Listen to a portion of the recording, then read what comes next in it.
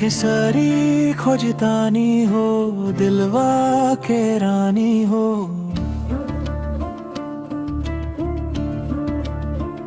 गली गली घूम के पुछतानी कहाँ बा जवानी हो।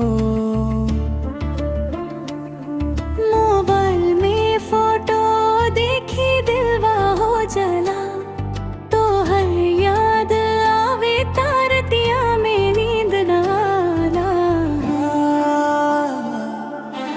आ जाना सजानिया बात हमसे कर जा, दिल के कहानी थोड़ा प्यार से सुन जा।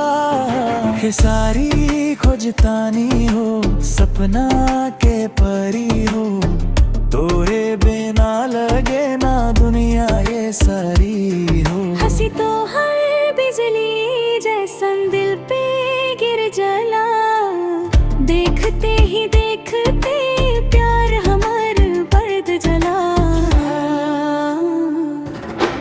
आजा हो रानी अब देर ना करा, दिल के दरवाजा खुला बाजा जरा।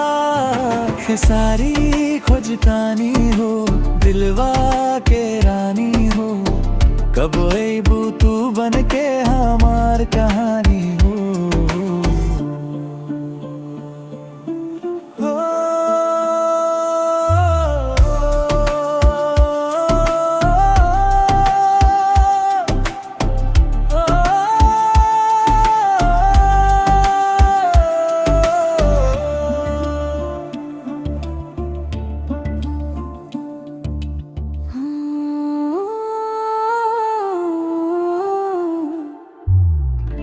कब आईबू तू बन के हमार कहानी हो।